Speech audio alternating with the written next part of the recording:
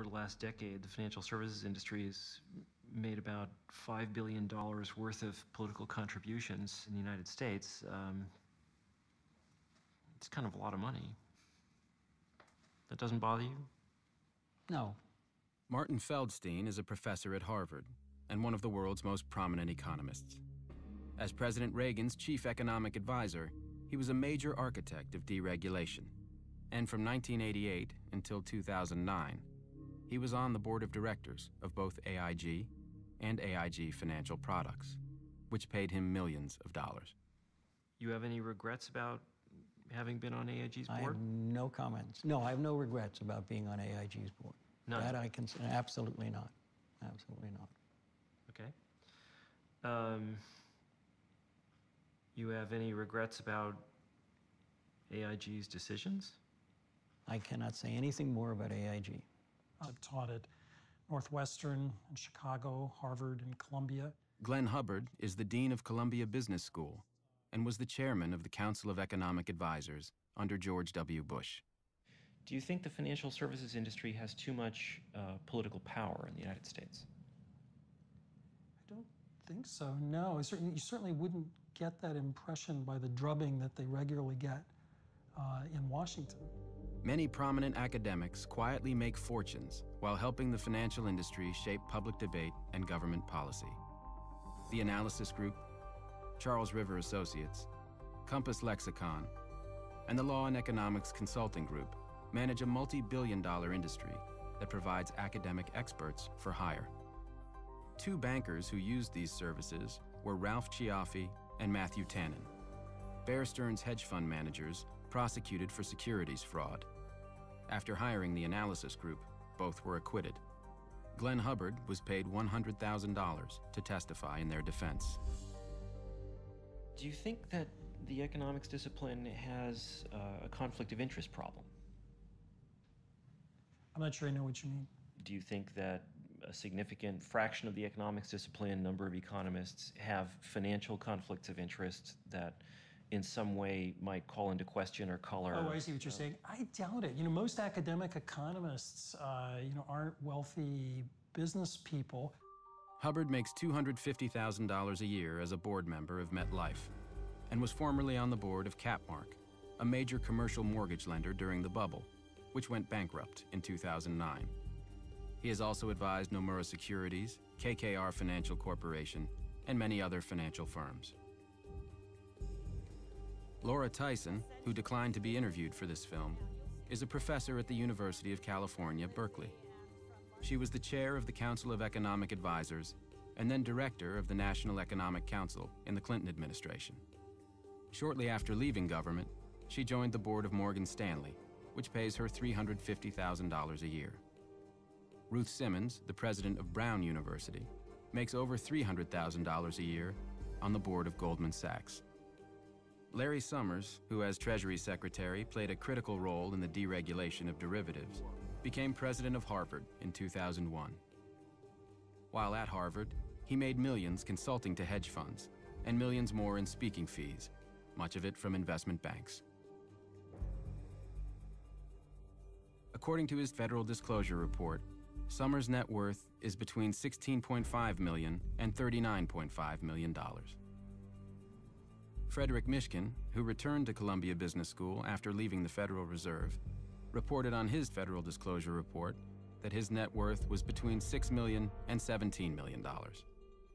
In 2006, you co-authored a study of Iceland's financial system. Right. Iceland is also an advanced country with excellent institutions, low corruption, rule of law. The economy has already adjusted to financial liberalization, while prudential regulation and supervision is generally quite strong. Yeah, and that was the mistake. That turns out that that the prudential regulation and supervision was not strong in Iceland, and particularly so what during led this you period, to think that it was? I think that you're going with the information you had, and generally the view was that Iceland had very good institutions. It was a very advanced country. Who told you that?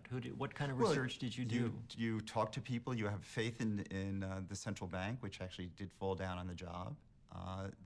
Clearly, Why do you have faith in a central bank? Well, that faith because you go with the information you have. How much were you paid to write it? I was paid, I think the number was, it's public information.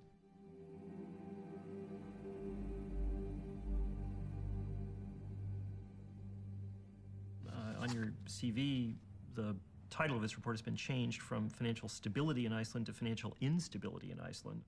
Oh, well, I don't know. Whatever it is the thing. If it's a typo, there's a typo. I think what should be publicly available is whenever anybody does research on a topic that they disclose if they have any financial conflict with that research. But if I recall, there is no policy to that effect. I can't imagine anybody not doing that. In terms of putting it in a paper, there would be significant professional sanction for failure to do that. I didn't see any place in the study where you indicated that you had been paid by the Icelandic Chamber of Commerce to produce it. No, I don't, you know. Okay. Richard Portis, the most famous economist in Britain and a professor at London Business School, was also commissioned by the Icelandic Chamber of Commerce in 2007 to write a report which praised the Icelandic financial sector. The banks themselves are highly liquid. They've actually made money on the fall of the Icelandic krona. These are strong banks. Their funding, their market funding is assured for the coming year. These are well-run banks. Richard, thank you so much. Like Mishkin, Portis's report didn't disclose his payment from the Icelandic Chamber of Commerce. Does Harvard require disclosures of financial conflict of interest in publications? Not to my knowledge. Do you require people to report the compensation they've received from outside activities? No. Don't you think that's a problem? I don't see why. Martin Feldstein being on the board of AIG, Laura Tyson going on the board of Morgan Stanley, Larry Summers making $10 million a year consulting to financial services firms. Irrelevant. Yeah, basically irrelevant. You've written a very large number of articles about a very wide array of subjects. You never saw fit to investigate the risks of unregulated credit default swaps? I never did. Same question with regard to executive compensation, the regulation of corporate governance, the effect of political contributions. I don't know that I would have anything to add to those discussions. I'm looking at your resume now. It looks to me as if the majority of your outside activities are consulting and directorship arrangements with the financial services industry. Would you not agree with that characterization? No, to my knowledge, I don't think my consulting clients are even on my CV, so no. Who are your consulting clients? I don't believe I have to discuss that with you. Okay. In fact, you have a few more minutes and interview's over. Do you consult for any financial services firms? The answer is I do. But I do not want to go into details about that. Do they include other financial services firms? Possibly. You don't remember? This isn't a deposition, sir. I was polite enough to give you time. Foolishly, I now see, but you have 3 more minutes. Give it your best shot. In 2004, at the height of the bubble, Glenn Hubbard co-authored a widely read paper with William C. Dudley, the chief economist of Goldman Sachs. In the paper, Hubbard praised credit derivatives and the securitization chain, stating that they had improved allocation of capital and were enhancing financial stability.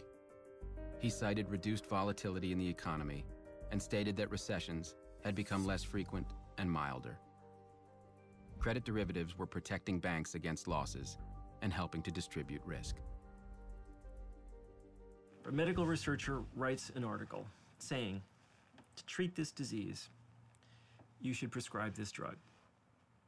Turns out, doctor makes 80% of personal income from manufacture of this drug. Does not bother you.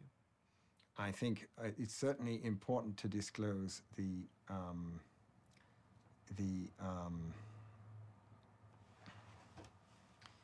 well, I think that's also a little different from cases that we're talking about here because